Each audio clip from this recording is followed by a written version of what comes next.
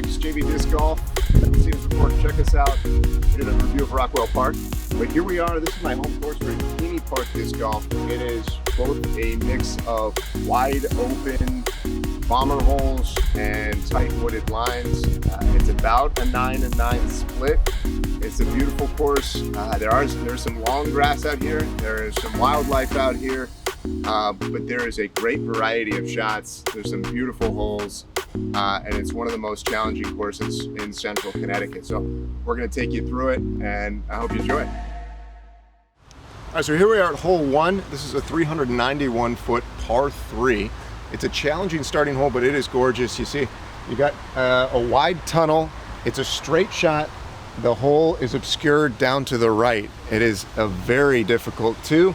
What I'm going to try and do is throw a hyzer flip that's going to fade right and see if I can get it down there far enough where I have a long look at it. Your miss is to the left. You'll have a look at the hole. On the right side, it is very crowded. There's a lot of traffic, and it is a very difficult shot to get close to the basket if you miss right. A challenging way to start off the round here.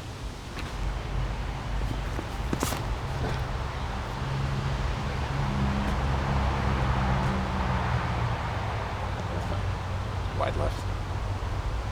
I couldn't quite get the turn on it, but I ended up left side on the hill. I'll have a clean look to throw straight into the basket, but it is a very tough hole, as I was saying, to try and get close. Really, you just don't want to make a mistake here.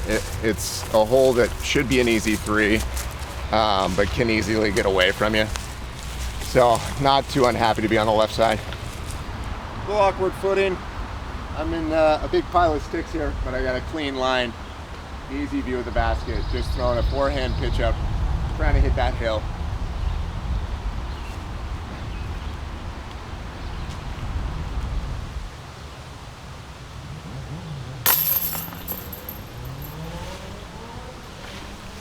So a good 3 on what can be a challenging hole. Happy to walk away with a first hole par. Hole number 2, 298-foot par 3. This is another challenging hole. It's got a tight gap in the middle. What you got to do, or what I'm going to try and do, is force something over with some anhyzer, try and hit that gap going right to left, and then bend it back towards the hole. You just got to make sure you hit that gap in the middle because it is treacherous along the left side. There's a ton of vegetation. Right side, not too bad, but harder to approach the holes.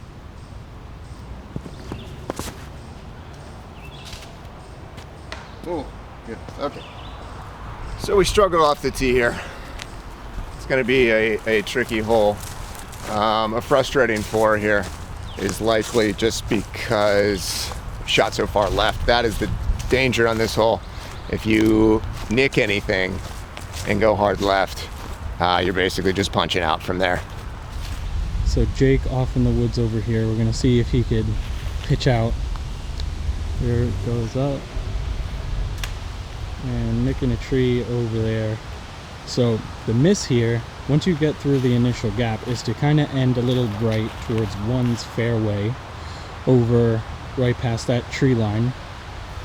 That'll give you a better look up at the basket over here, but in that area on the left where Jake was in the deep rough, you can see he's coming out right over there. You do not want to be over there.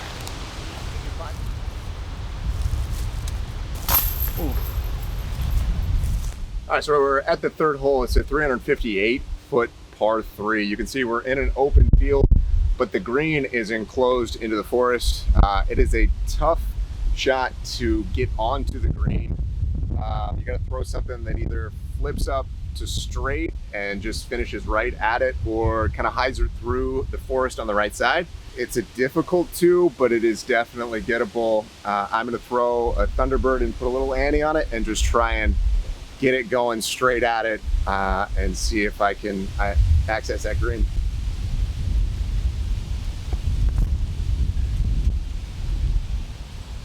Too low. You want to just be somewhere in the field. If you're not going to get into the green, you'd rather be short, because then you got an easy look just to chip up into it. If you get the distance right, but you don't have the accuracy, it's a lot of trouble on both sides, and it falls off beyond the green.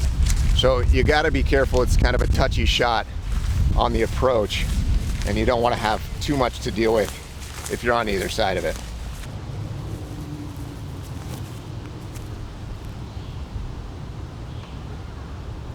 Great kick. Trees are my favorite today. So as you're walking into this green, you can see it's flat in here. This is an ideal landing zone. Right around here, as long as you're not coming in too fast, you'd ideally have a slower fairway driver or mid-range coming in here.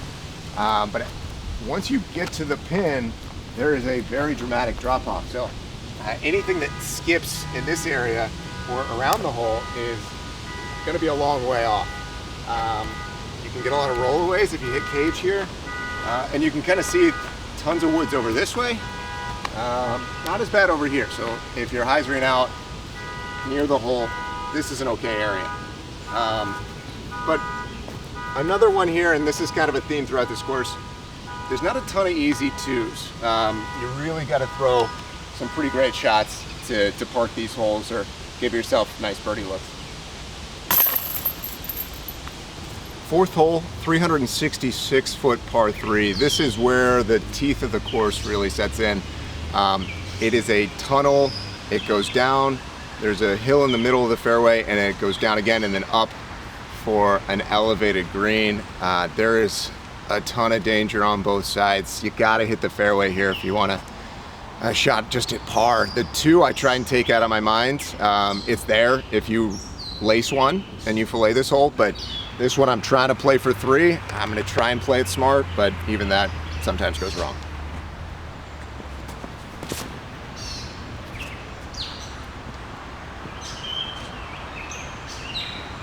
So that's just what I wanted. I got beyond the big mound in the middle in the fairway. I am off to the left, but I got far enough that I'm past a lot of the danger, and I should have a good look at the green. So here's my drive landed. You can see I made it past this sort of elevated part of the fairway where there are a few trees to kind of negotiate. I'm far enough where I'll have a look at this elevated green, but regardless of where you are, unless you're on the upslope, there's so much to still ruin your hole. There's big trees, there's little trees, there's branches, and it's on that slope, so if you don't hit it right, you could end up rolling away as well. So a lot of danger here, tough green, very challenging hole. So I'm gonna try and get one up there and get a good 3.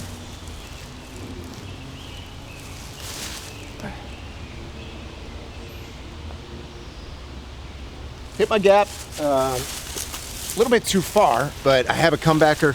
I'm happy with that. I'm on the green with a look at 3, which is all you can ask for here.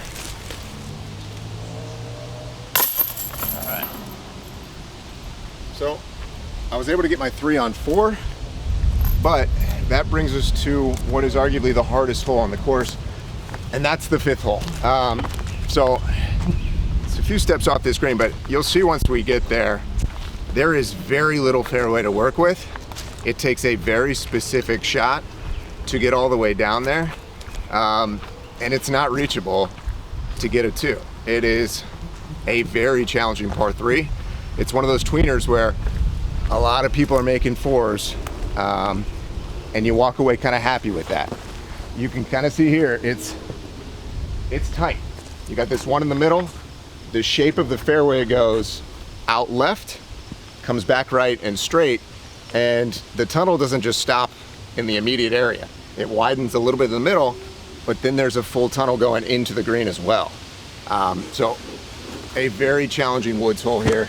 This is New England disc golf, and it takes, what I'm going to throw is a anhyzer on a somewhat flippy disc, try and get it going right the whole way until it runs out of speed, and hope it just finishes right in that small fairway.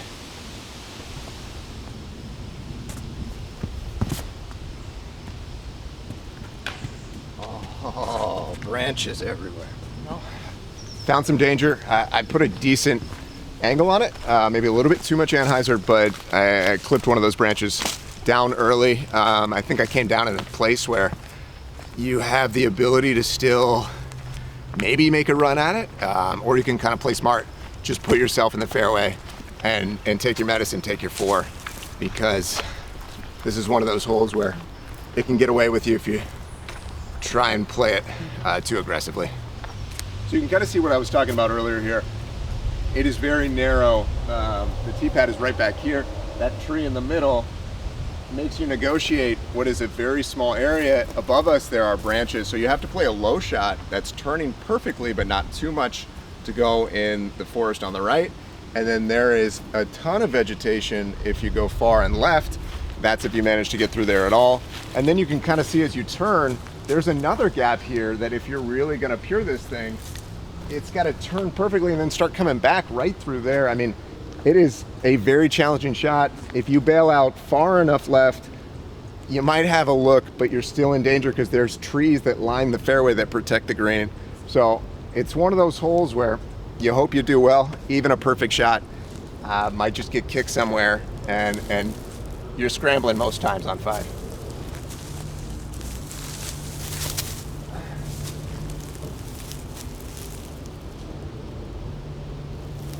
So I threw a forehand that got, I think most of the way there. I just played it along the safer side on the left. I'll give myself a look at a long 3, and that's really all I wanted, being this far back. If I were to take a chance going up the fairway, there's a lot of trouble. I could get knocked down again, and then you're looking at double bogey. Oh, fuck me.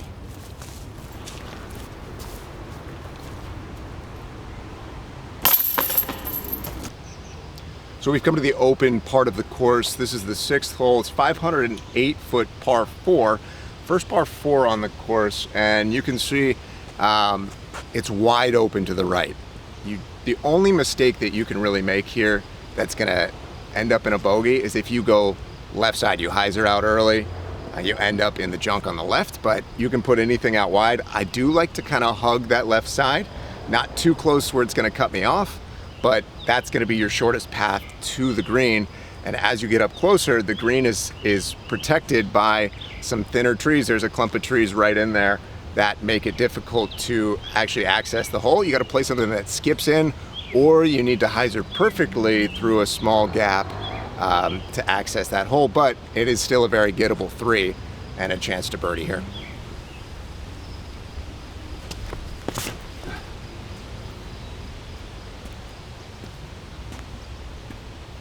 I think that should be good.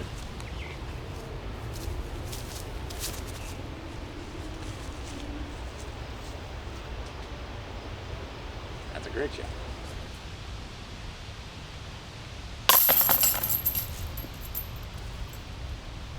All right.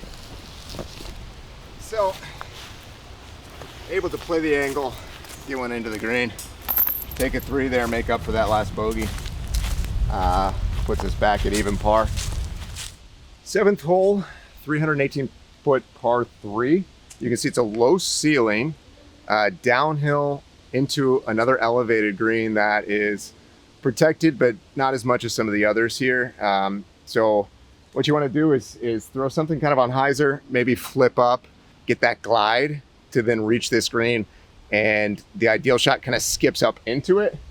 When the grass is this long, you're not going to get a lot of great ground play unless you hit it in the perfect spot.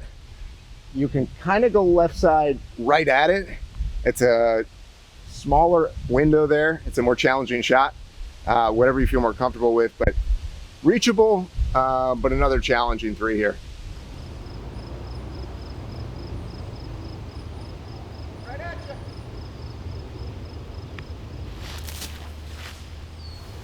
So you might not have been able to see where that one came out, but I ended up right side. It flipped up on me and just kind of stayed straight, didn't hyzer back towards the green. So I'm obscured. I can see the basket through this tree, so I just got to kind of swing around it.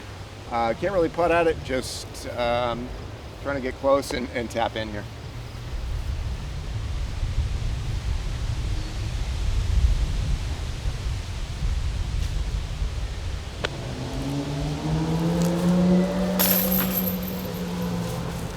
So the 8th hole is one of 2 big, really fun downhill par 4s. This is a 704-foot par 4 that has a dramatic downhill off the tee. So a big bomber hole. From there, it is completely open. All you got to do is get your distance right. So you want to bite off as much distance as you can with the drive, and give yourself ideally a putter, a mid-range into the pin. But it is tricky from up here to tell what the wind is doing. Longer grass can give you a wind read, but it can be a struggle. So you got to try and feel it out.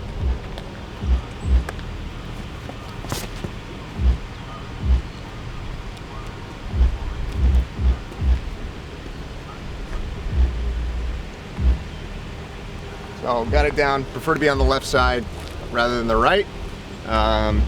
But really anywhere out there, as long as you get some distance, it gives you a good chance at birdie here.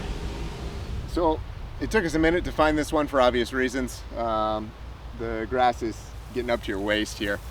Was a good drive. I've got probably about 250 left from here. Tough run up.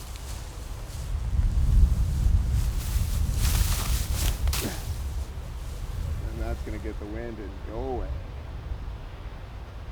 Overshot it. Wow.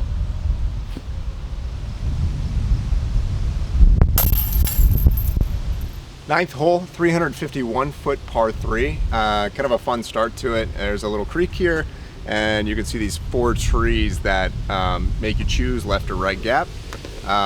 You can either throw a big forehand, you can go straight hyzer right side and just have it glide in, or you can throw a flex shot through that left gap. Number of ways to get to this hole. The field out there is completely open, much like the approach on the last hole. It's just get your distance right once you get out there. But a gettable par 3 here. Just got to throw a good shot up there.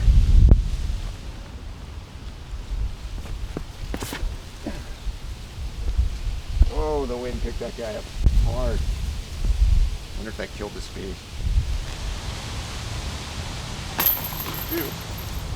All right, so starting the back 9, the 10th hole is another bomber hole. It's a 555-foot par 4. Big open field that again condenses into a small opening into the forest. There's a narrow gap, you can go over it and try and get something anhyzered into there, or a forehand in if you get up far enough. Really, it's another hole where you've got to bite off as much distance from the box as you can to give yourself a chance at 3, but certainly another gettable birdie here.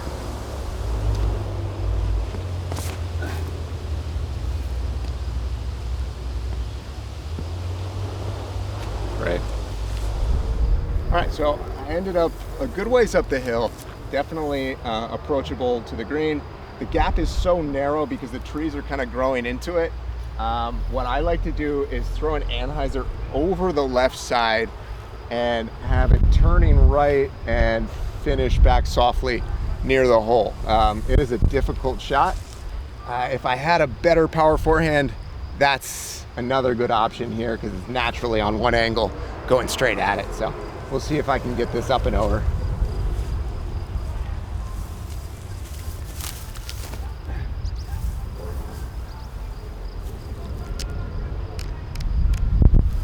So I hit my line, but I'm a little too close for a Firebird. Too much juice on that one. It's gonna be 30, 40 feet coming back down the hill. Not unhappy with it, still a look. But let's see what would have happened had I thrown this forehand, which might have been the better play based on how far up the hill I am.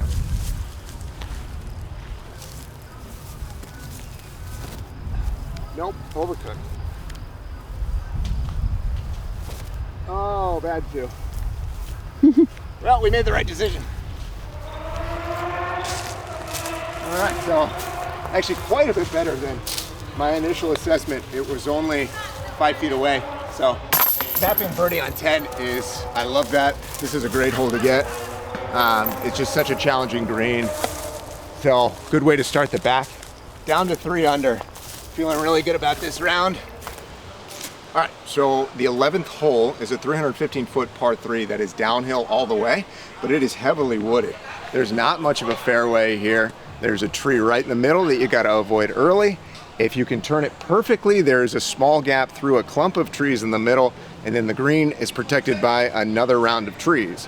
So this one is kind of a pitch and pray. You're just throwing it out there. I mean, I go right side gap, hyzer basically the whole way. There is that left side where if you flip something up and throw it straight at it, maybe better odds, but you've got to have that shot and be very comfortable with it.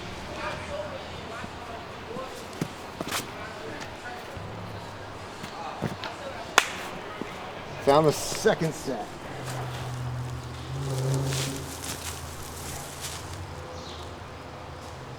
Nearly got it.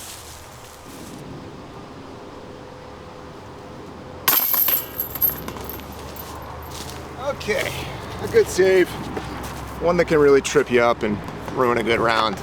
Happy to come away with 3 after getting something caught up in the middle. All right, 12th hole, 383 foot par 3. It is uphill, finishes right.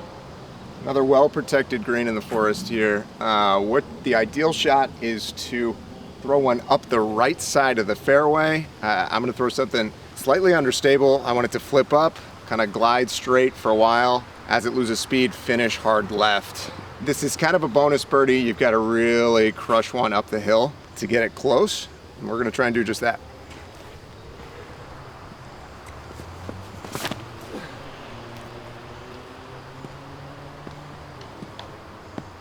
So I played right into the teeth of the hole. I went into that clump of trees right in the middle.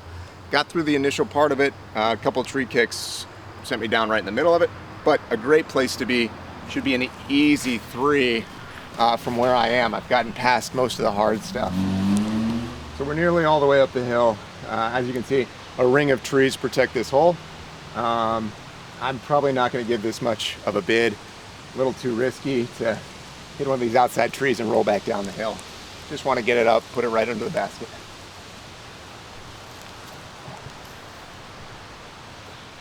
Just like that. The 13th hole is a tunnel par 3. It is 288 feet. This one gives me fits. You can see there's a tree right in the middle, and there's a big tree just off to the left of the fairway.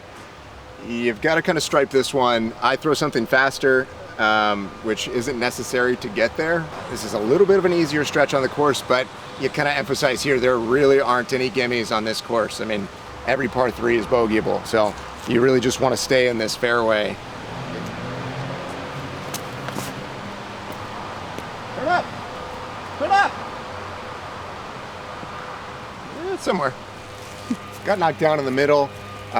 Still definitely gonna give it a good bid here. Got a straight shot at it, which if you're off the fairway, there's always gonna be something in your way, so happy with that. Maybe just inside circle 2 here.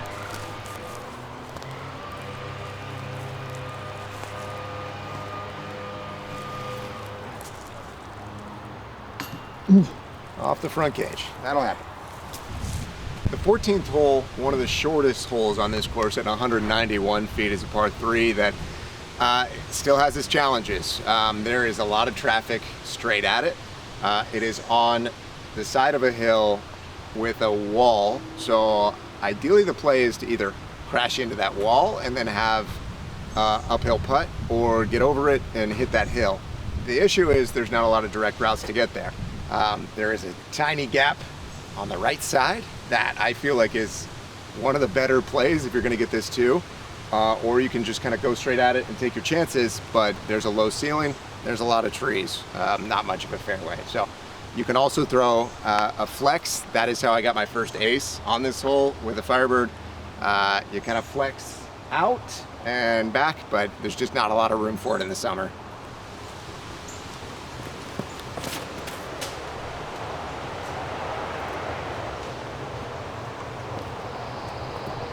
Just short there. Made it through the small gap. Here's the other play if I can get around the early branches.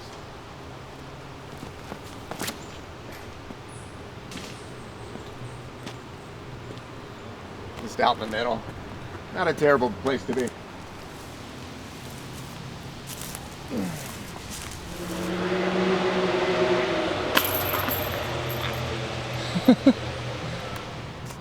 We're at the 15th hole, probably the second hardest hole on the course behind the 5th. It is a 482 foot par 3. It is a dog leg right. The biggest mistake that you can make is missing right side, trying to bite off some extra distance. It is a mess in that forest. Sometimes you're just lucky to get your disc back if you go in there. What you want to do is play it out wide left. If you've got a huge forehand, you can mash one out there. Really, nobody's making two on this hole unless they're throwing it in. So you want to play it out wide into the field. A difficult three here. Just trying to play it smart.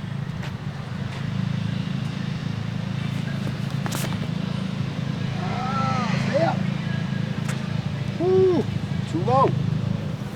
So the drive was too low, got caught up in the very thick grass here, so I'm a long way from the hole. What I'm gonna do is try and play a force over that's just gonna go right the whole way around this tree, play the angle, and hope I can get into the green. I'm staring down a 4 here unless I can really execute a difficult shot.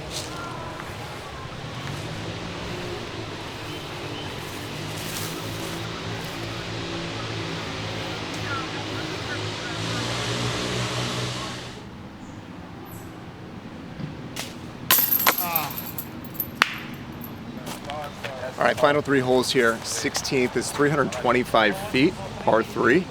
This one starts a stretch of gettable holes coming in. It's just a wide tunnel, low ceiling. I like to throw a little bit of a flex, try and get some good distance on it, and try and get it right under this basket. No turn. God, that was horrible.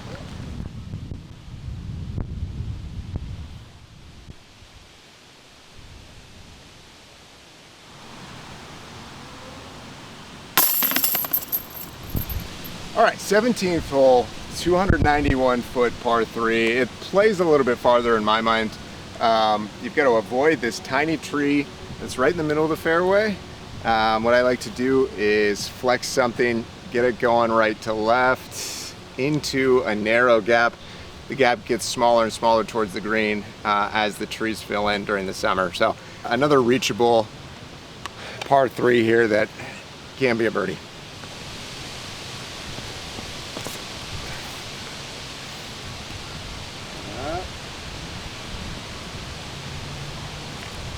Looks to be a little short, but definitely the right shot shape. Got it right through that gap. Should have somewhat of a look if it's not obstructed by the tree that protects the hole. Woo! Big 2.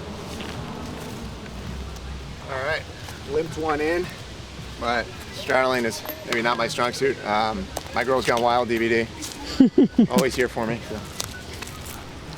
We made it to the 18th hole, one of the signature holes here at Keney. It's a really fun downhill bomber, 831 feet, par 4, big downhill, leaves you with a big second shot as well. Ideally, you miss the big bush in the middle. That's one of the biggest mistakes that you can make on this hole, is going straight into that. If you land somewhere left center, down near that knob, that's kind of the ideal landing zone, and then you'll have maybe 150, 200 into a slightly uphill green that flattens out. So a gettable 4 here to end. Just trying to get as much distance off the tee again as you can.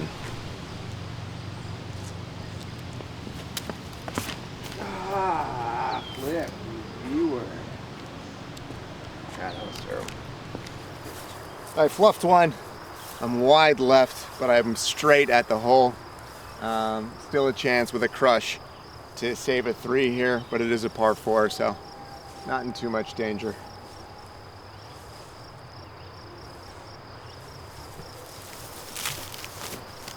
That was horrible. God.